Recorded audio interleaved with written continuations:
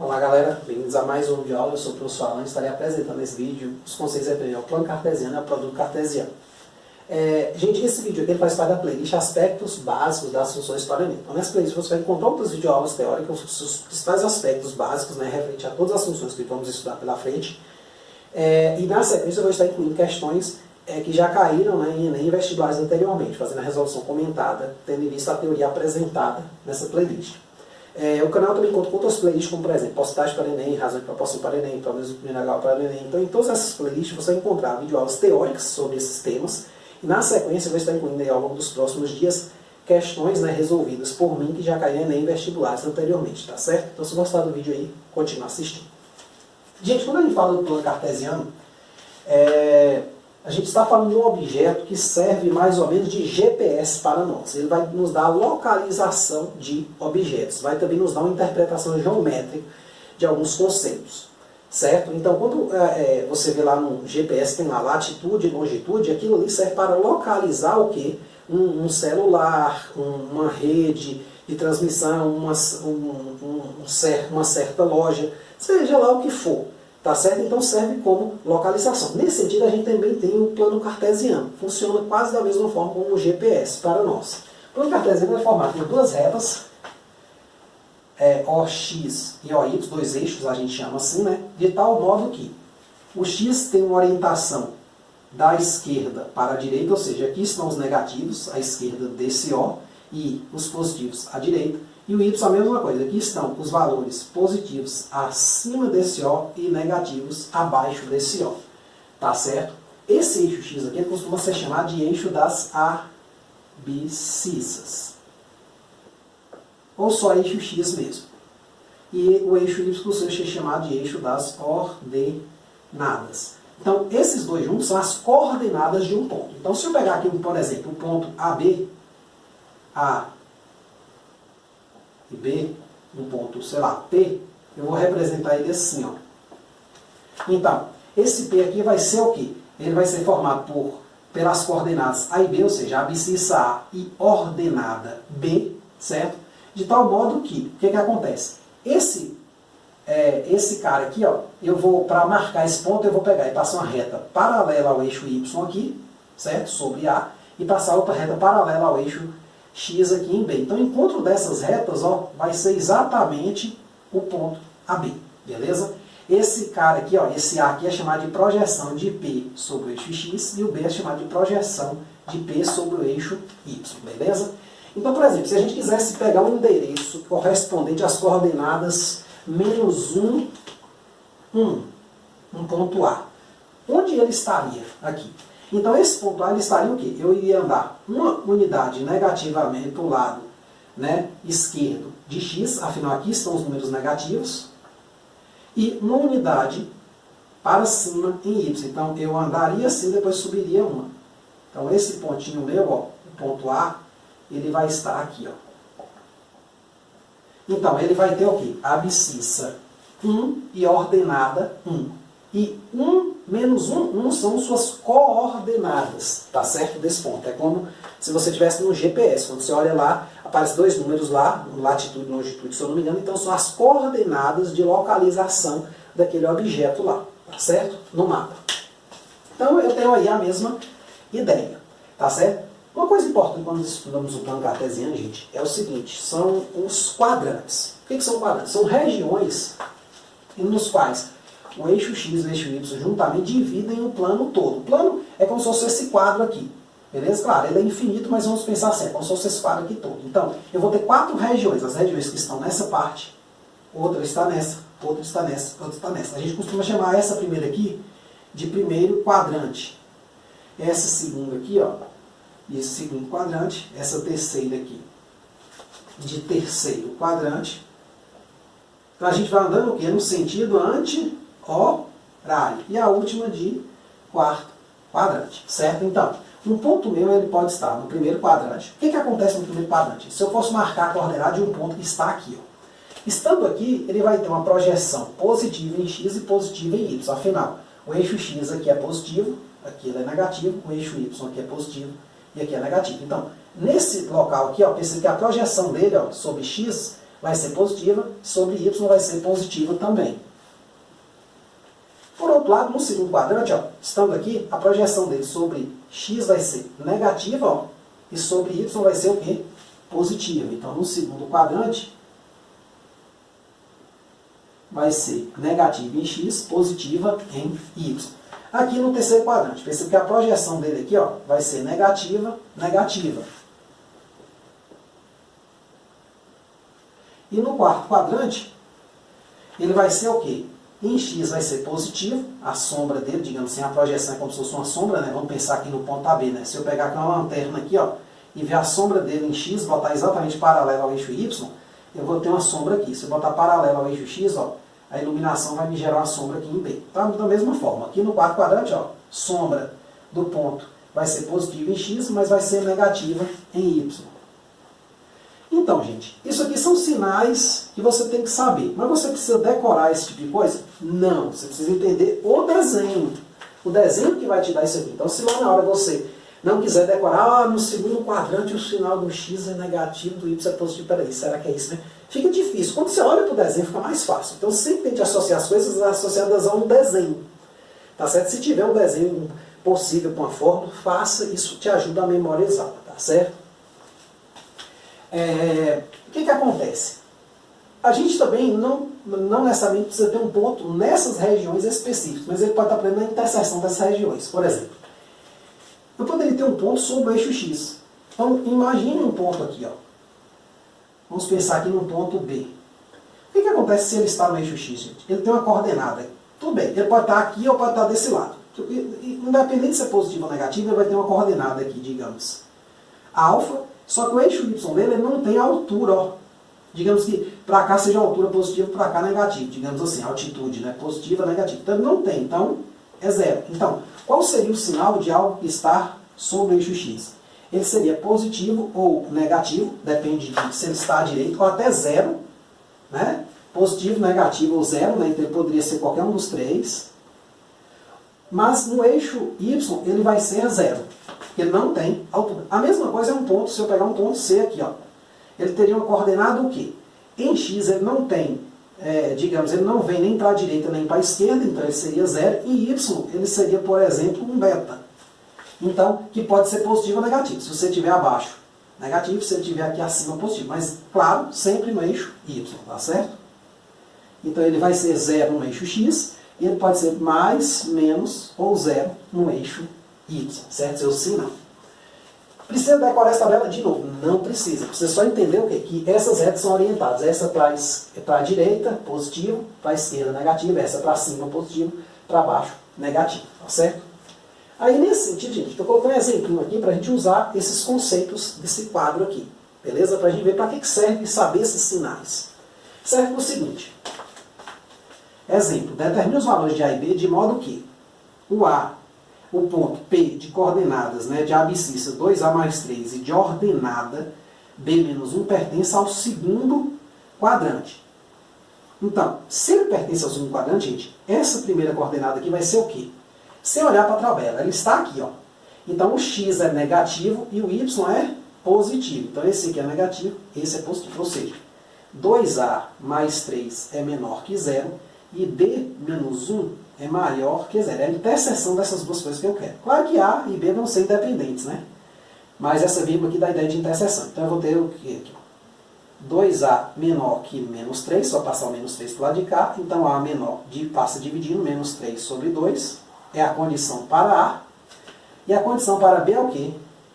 B menos 1 maior que 0, então B maior que 1. Essa é a condição para B.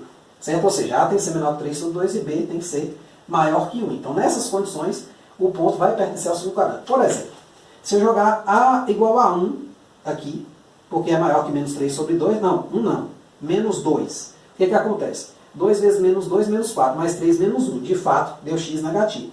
Se eu jogar B igual a 2, por exemplo, 2 menos 1, 1. Deu positivo. Então, de fato, jogando pontos nessas condições, cai exatamente aqui. Item B. Eu quero que o ponto Q pertença ao eixo X. Para ele pertencer ao X, gente, eu tenho que analisar o quê? Ele vai estar sobre esse eixo. Então, a coordenada do outro eixo é 0 aqui. Ou seja, ele não tem altura. Então, basta o que? Somente zerar esta parte aqui, ó. E essa aqui pode ser qualquer coisa. Ou seja, 1 menos A pertence a R, logo A pertence a R, né?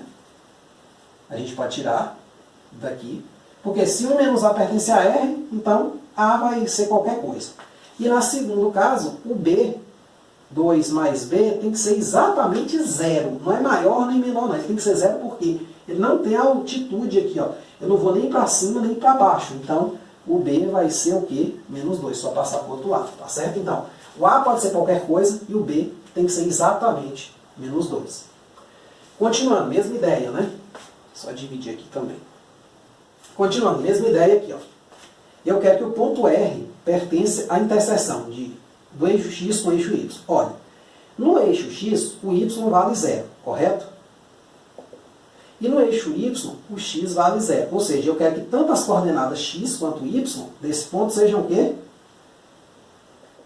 0. Então eu quero que isso aqui seja igual a 0 e isso aqui também seja igual a 0. Ou seja, A ao quadrado menos 9 igual a 0 e A mais 3 igual a 0.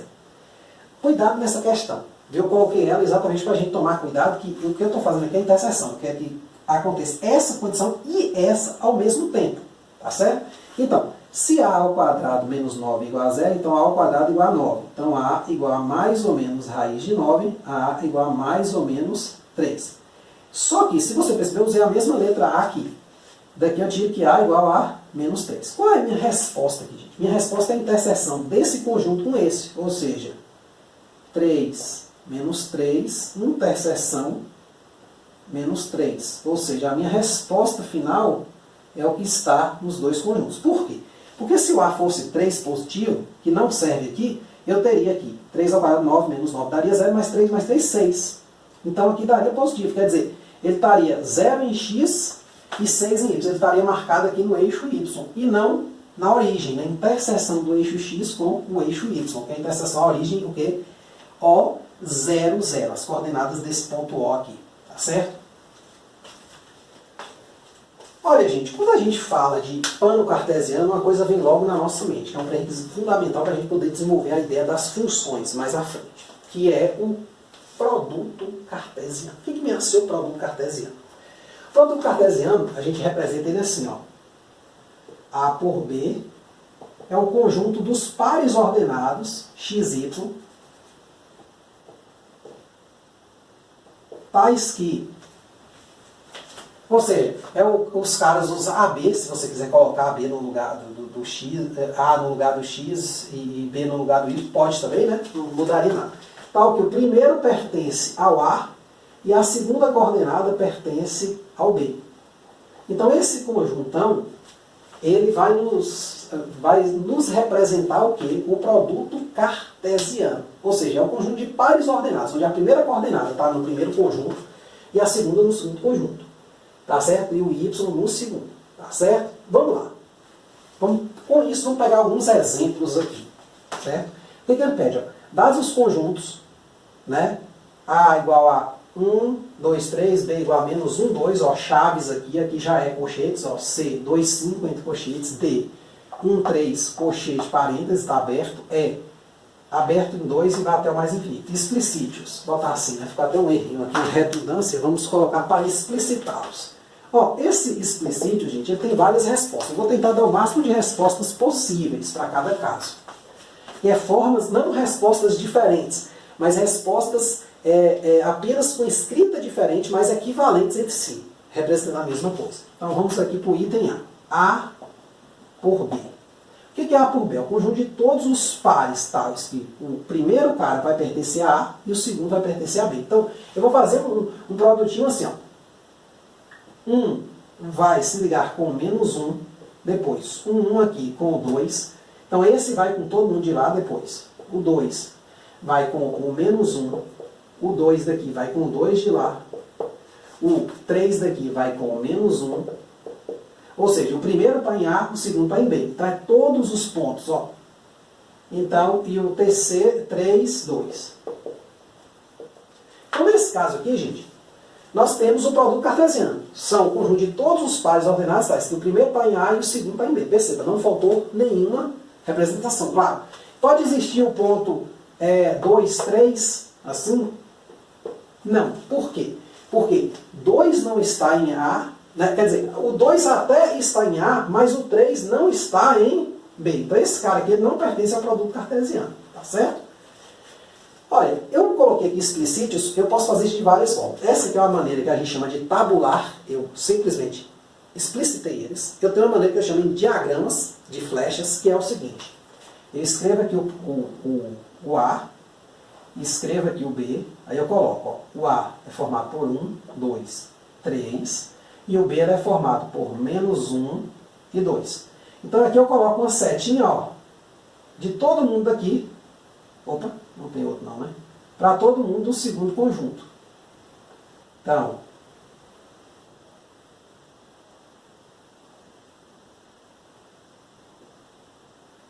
certo? Então essa é uma forma de representar, que é diagrama. Essa aqui é a tabular, essa aqui para o diagrama de setas. Ou ainda eu posso representar no nosso amigo plano cartesiano. Vamos fazer essa representação aqui. Então, claro, algumas dessas eu não vou conseguir representar de todas as formas, mas sempre que possível é interessante.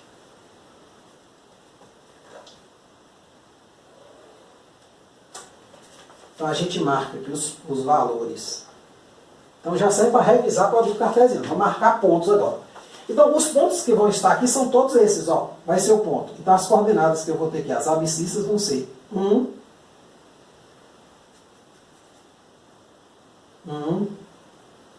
2, 3. E as ordenadas vão ser quem? Menos 1.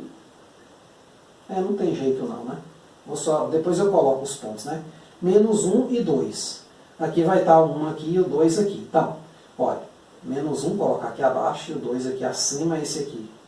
1, 2, 3. Então, marquei aqui no eixo X os valores correspondentes às abscissas que estão presentes e marquei no eixo Y os valores correspondentes às ordenadas. Esse 1 aqui eu só marquei para poder dar o tamanho, tá certo? Então eu vou marcar para todos os pontos. Por exemplo, eu vou ter o 1 menos 1, vai ser um pontinho que está aqui, ó, 1 em x menos 1 em y. Vou ter o 1, 2, 1 em x, 2 em y, ó, 1 em x, 2 em y. Eu vou ter o 2 menos 1, que é 2 em x menos 1 em y, ó, vai estar aqui. Vou ter o 2, 2, 2 em x, 2 em y, tá certo? Vou ter o 3 menos 1, tá aqui embaixo, 3 em x menos 1 em y, e vou ter o 3, 2, 3 em x, 2 em y. Ó, se você quiser, você pode botar um tracejadozinho, um pontilhado, tá certo? Eu não vou colocar não, para não ficar muito pesado. Mas você pode colocar um pontilhado, tipo eu fiz aqui, ó. Vou marcar o ponto AB e eu faço esse pontilhado. Você pode estar fazendo isso aí no caderno, tá certo? Então, aqui eu tenho 3 formas de representar esse primeiro produto cartesiano aqui, ó. Tanto a forma expressa, a tabular, quanto em diagrama de seta, e quanto também no plano cartesiano, tá certo? Vamos para o item B. Qualquer dúvida é só voltar o vídeo, viu, gente? O item B, agora eu inverti as coisas. Eu peguei B por A. É a mesma coisa que A por B? Não. Só vai ser se A e B forem iguais, né? Então, item B, eu quero B por A. Vou só escrever a definição. Esses caras aqui vão ser quem? Os x e y. Tá? O x pertence a B agora e o y pertence a A. Ou seja, houve uma inversão. Então, B por A vai ser... Agora, eu vou pegar os primeiros elementos que estão em B, é o menos 1, agora ele vai se ligar com 1 de x, o menos 1 vai se ligar com 2 de x, o menos 1 de b vai se ligar com 3x. E agora eu faço a mesma coisa com 2, o 2 vai se ligar com 1, com 2 e com 3.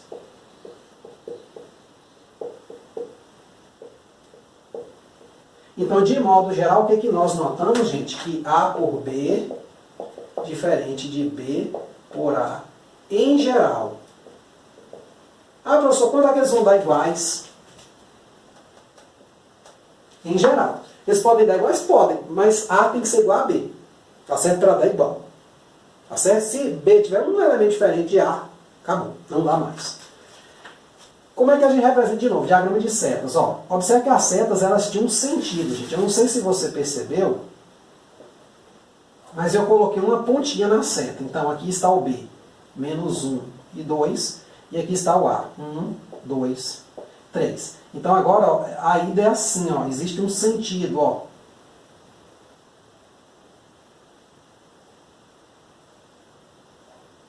Então é daqui para cá. Então B é o primeiro, A é o segundo. Então essa ordem faz diferença. Quando a gente faz também no plano cartesiano, você vai ver que tem uma inversão da figura também, costuma ter, se eles forem diferentes, né?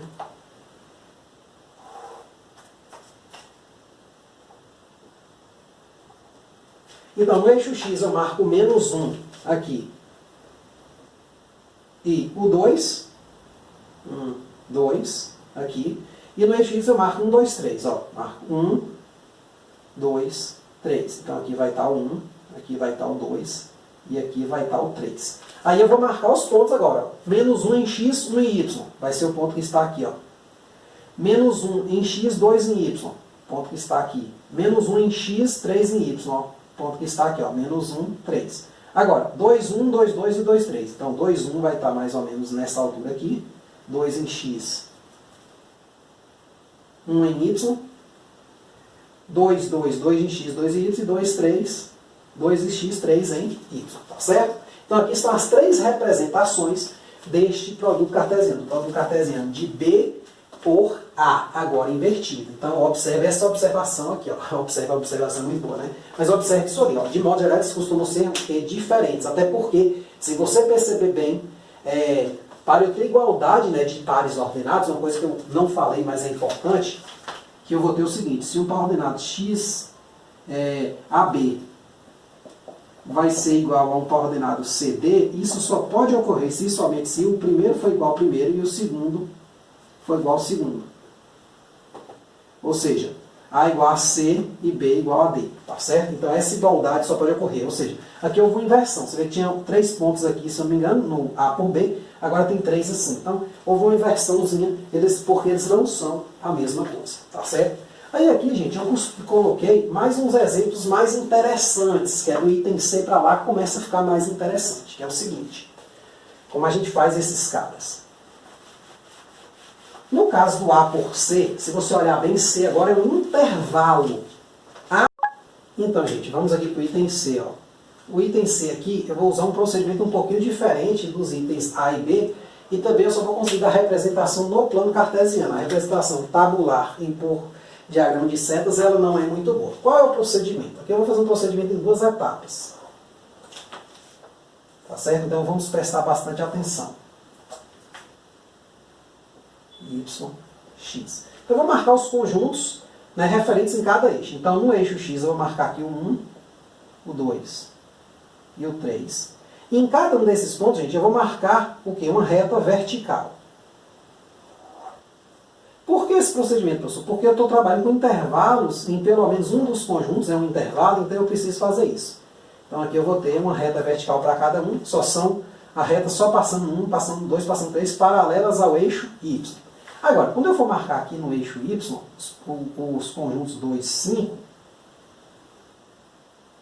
eu vou ter uma faixa. Diferente de uma reta, eu vou ter uma faixa. Só que eu vou marcar os pontos máximos e mínimos dessa faixa aqui, passando por 2 e por 5.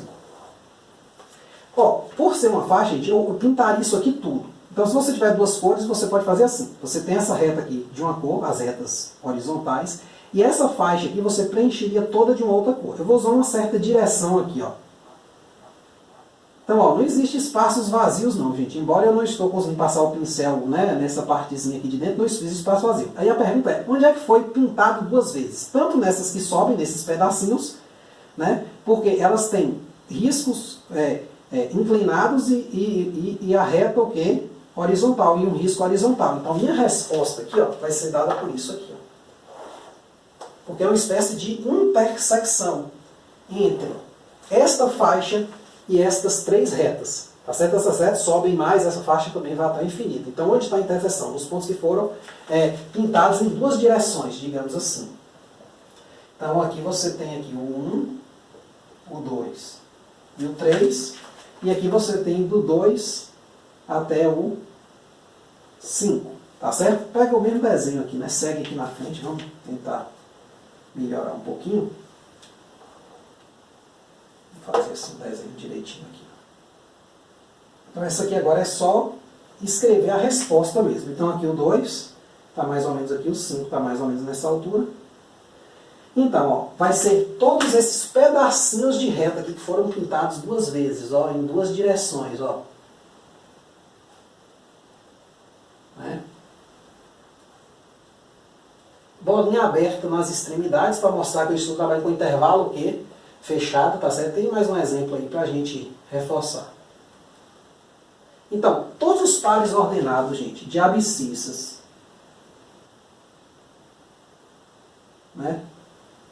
De abscissas, e qualquer ordenada dentro desse conjunto vão pertencer a essa resposta, tá certo? Só está ficando bem torto aqui para mim. Pronto.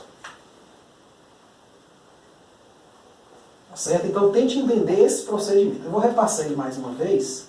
É o primeiro exemplo que a gente está fazendo, às vezes fica um pouco embolado. Tá certo? Então vamos fazer aqui, ó. Então, primeiro eu faço as retas verticais, porque aqui só são pontos, uma para cada ponto, e aqui é uma faixa, porque na verdade eu tenho infinitas retas aqui. Eu passaria retas o quê? Horizontais, tá certo? Aí, ou em qualquer outra inclinação ou com outra cor. Então, onde foi colorido duas vezes? Exatamente nesses pedacinhos aqui. Pronto. Então, essa é a nossa resposta, tá certo? Agora, vamos para o item D. Ele parece-se muito com o item C, e a gente consegue reforçar o que foi visto. Tá certo? O item D aqui agora, ó. Só que o item D agora tem dois intervalos. Um intervalo que vai do 2 até o 5, incluindo o 2 e o 5, e um que vai do 1 até o 3, sem incluir o 3. Tá certo? Então, como é que a gente faz isso agora? Do mesmo jeito. Ou seja, quando for intervalo, você vai ter uma faixa. E quando for ponto, você vai ter só retas, passando em cada ponto. Então, aqui é Y, aqui X. Então, o item D é o quê? É C por D. Então, eu vou marcar o conjunto C aqui no eixo X, ó, 2 até 5. Então, aqui eu vou ter uma faixa, ó.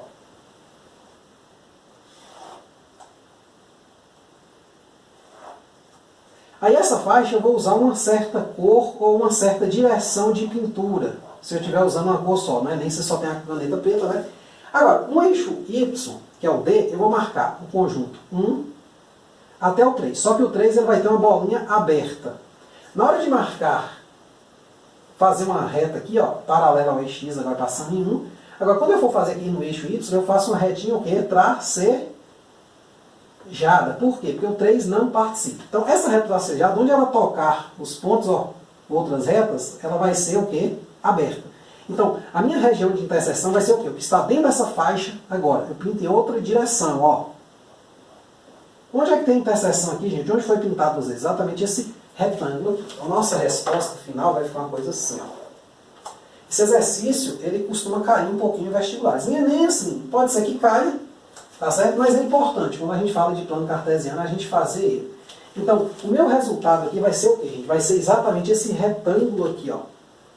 2, 5, 1, 3, dado assim, ó. Então, vou marcar aqui. Depois eu apago.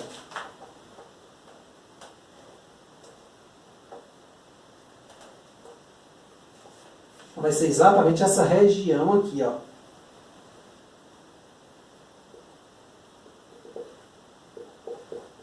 Interior a esse retângulo aqui. Quer dizer, a fronteira também nos casos que puder.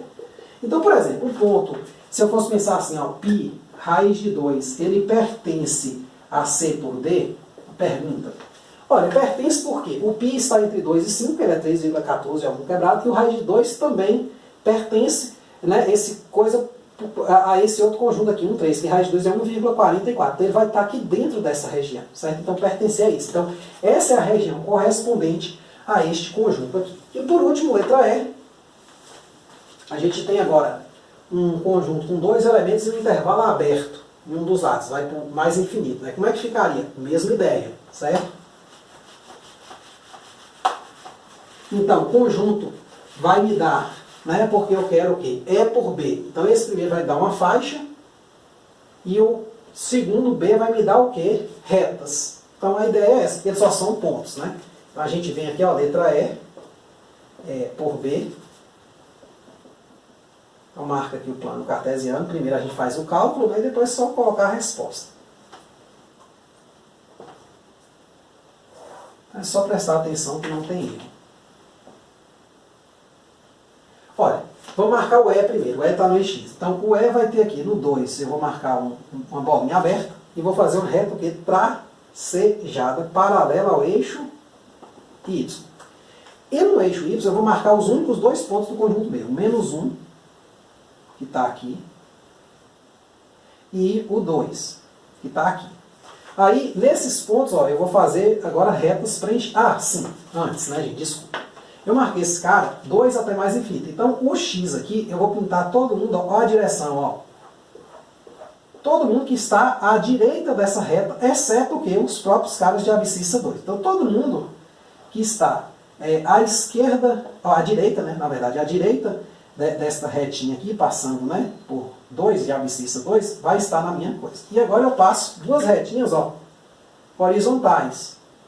Uma no menos 1 e uma no 2. Sempre que houver interseção, gente, desta reta com esta região, essa parte aqui, ó, vai ser aberta, ó. Então, o que é resposta para mim? É o que foi pintado duas vezes, é o que está tanto com a pintura inclinada com uma certa cor, né, que é uma faixa, zona infinita para lá, e o que também foi em outra cor, que é essa parte aqui, ó, que é essa retinha horizontal. Então vai ficar só esses pedacinhos aqui, ó, essa parte aqui vai ser descartada. Então minha resposta final vai ficar uma coisa assim. Esse exercício, gente, ele é muito importante, eu diria, para você, em alguns vestibulares. Ele costuma cair pouco, mas nunca se sabe, né? Pode ser uma caixinha de surpresa. É bom você perder um tempinho tentando entendê-lo. Então aqui eu vou ter uma bolinha aberta aqui, ó. Tá o 2.